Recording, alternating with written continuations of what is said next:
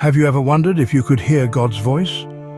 A question that has lingered in the minds of many, stirring curiosity and igniting a quest for spiritual connection. We embark on a journey, a quest to understand, to decipher, and to connect with the divine voice that many claim to have heard. The voice of God, as it is often described, is not a thunderous boom echoing from the heavens, nor a distinct whisper carried by the wind.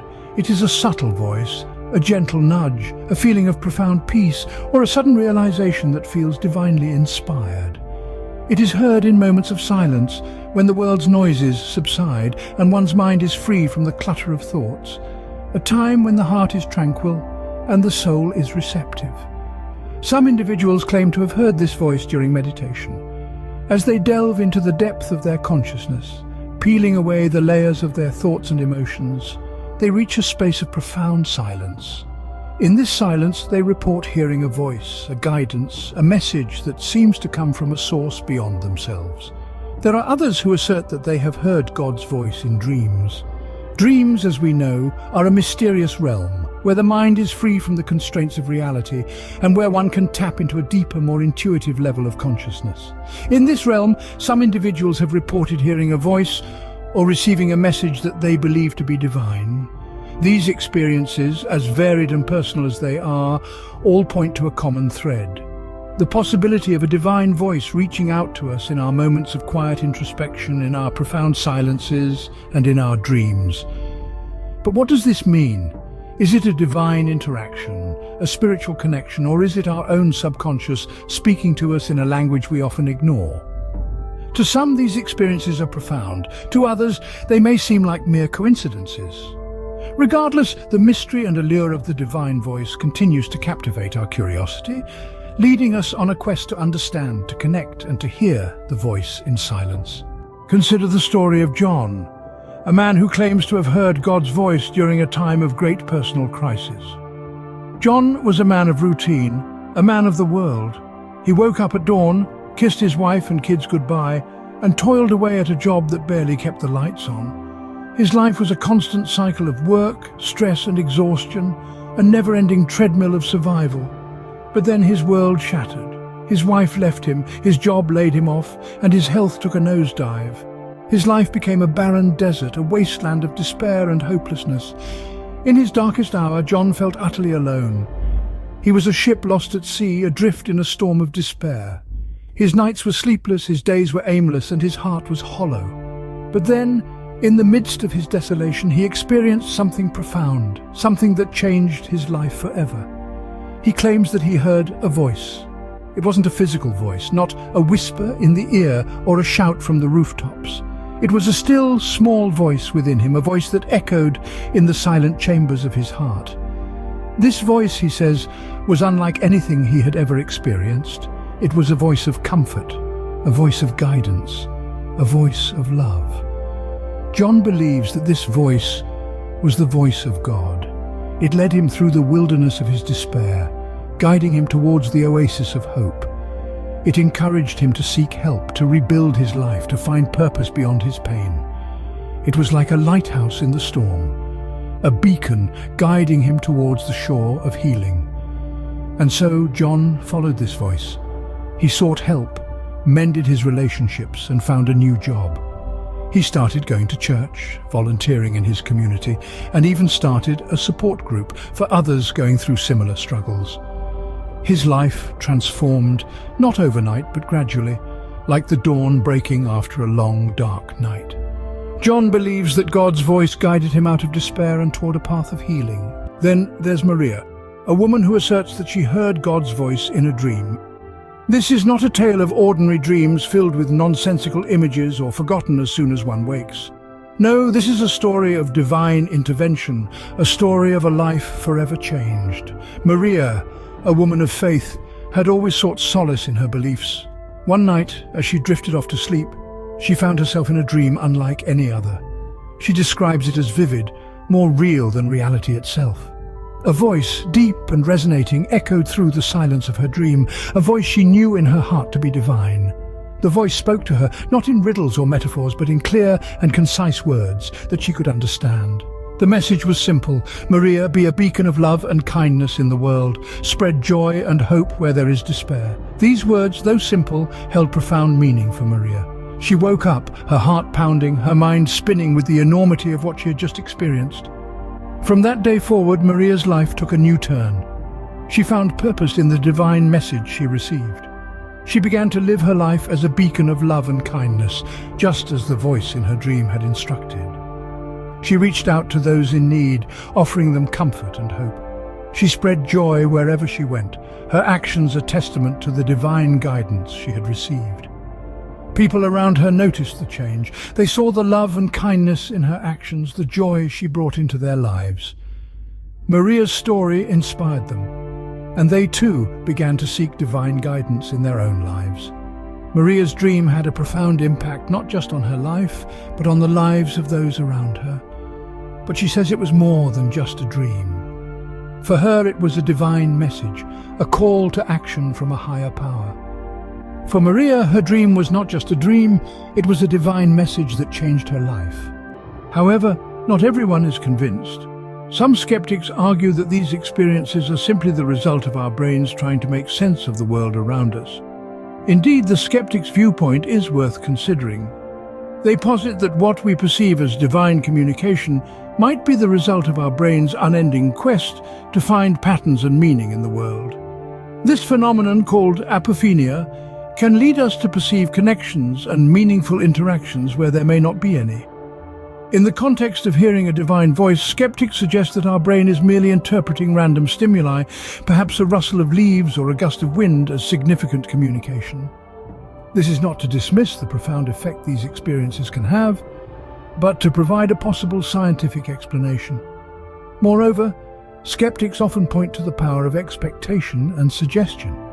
If one is deeply religious and actively seeking divine guidance, the brain might interpret ordinary events or thoughts as divine intervention. This is a well-documented psychological phenomenon known as confirmation bias, where we tend to interpret information in a way that confirms our pre-existing beliefs. Neuroscience also offers an explanation. Some neuroscientists propose that the experience of hearing a divine voice could be due to specific brain activity. They suggest that during deep meditation or prayer, the brain enters a state where it's more susceptible to interpret internal thoughts as external voices. This theory is supported by studies showing similarities in brain activity between those who report hearing divine voices and those experiencing auditory hallucinations. However, it's important to note that these explanations don't necessarily negate the possibility of a divine voice. They merely offer alternative perspectives based on our current understanding of the human brain and psychology. The skeptic's view, then, is not about discrediting personal experiences or beliefs, but about exploring them from different angles. It's about acknowledging that our perception of reality is shaped by a complex interplay of biological, psychological, and possibly spiritual factors. But whether these voices are divine messages or not, they undoubtedly have a profound impact on those who hear them. What do theologians say about hearing God's voice? The theologians, the scholars of divine and spiritual matters, have had their say on this intricate topic. They suggest that hearing God's voice is not limited to audible phenomena or visual apparitions. Instead, they propose a broader, more nuanced perspective. St. Augustine, a renowned theologian of the 4th century, posited that God speaks to us in myriad ways, including through the scriptures, our experiences, and the wisdom of others. He believed that the divine voice often resonates within our hearts and minds, guiding us subtly yet profoundly. Fast forward to the 20th century, Karl Barth, a Swiss Reformed theologian, echoed similar sentiments. He emphasized that God communicates with us through the happenings in our lives, urging us to perceive the divine in the mundane. He suggested that we can hear God's voice in a child's innocent laughter, in a friend's comforting words, or even in the rustling leaves on a breezy day. In the present day, theologians like Rowan Williams, former Archbishop of Canterbury, continue to uphold this perspective. They assert that God's voice isn't always a thunderous command from the heavens. Sometimes it's a quiet whisper in our conscience, a gentle nudge in the right direction. These theologians propose that God's voice is omnipresent, embedded in the fabric of our lives.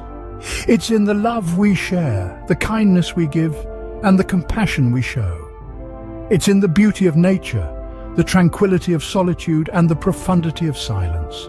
It's in the depths of our hearts, waiting to be discovered, waiting to guide us. The theologian's perspective invites us to broaden our understanding of how we can hear God's voice. It encourages us to look beyond the extraordinary and seek the divine in the ordinary. Theologians remind us that the divine can be found in the everyday and acts of kindness, in nature, and in the depths of our own hearts. So, how does one go about trying to hear God's voice? There is no single answer to this question, but rather a myriad of paths that seekers have tread throughout the ages. Embarking on this spiritual quest often begins with prayer. Prayer, in its simplest form, is a conversation with the divine. It's not merely about asking for things, but about opening up, being vulnerable and authentic. It's about speaking and listening, creating a space for divine interaction. Then there's meditation. This ancient practice of stilling the mind and focusing the attention can open up channels of perception that are often drowned out by the noise of daily life. In this state of profound peace, some claim to hear the voice of God not as a booming proclamation, but as a soft whisper in the depths of their soul. Contemplation takes this a step further, moving beyond words and thoughts to a state of pure awareness. Here, the seeker isn't so much trying to hear God's voice as to feel God's presence, to sense the divine in the silence that surrounds and fills them. There are other methods too, of course. Some seek God's voice in the beauty of nature or in the words of sacred texts. Others find it in acts of kindness and compassion, or in moments of profound joy or sorrow. Yet it's important to note that these methods are not guarantees. They are tools, aids in the quest, but they do not ensure success. The voice of God, if it is indeed something that can be heard, does not perform on command.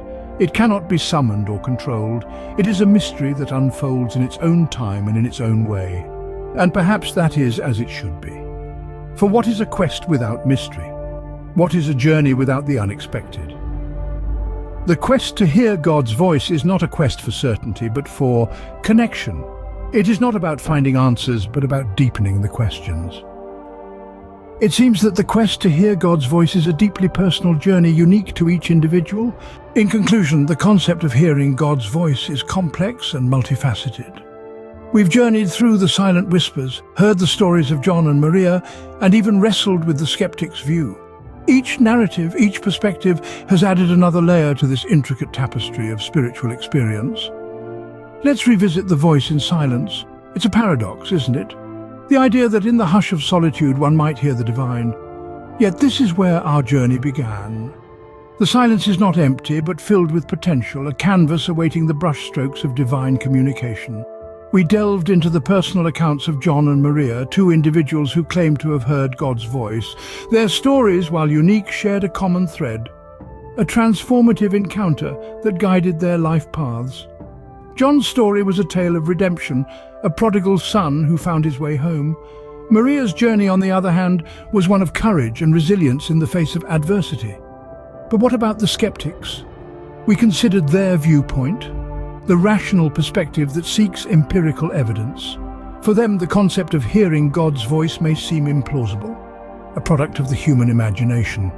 Yet, even within their skepticism, there lies a sense of curiosity, a willingness to explore the unknown. The theologian's perspective added another dimension, bridging the gap between the divine and the human experience.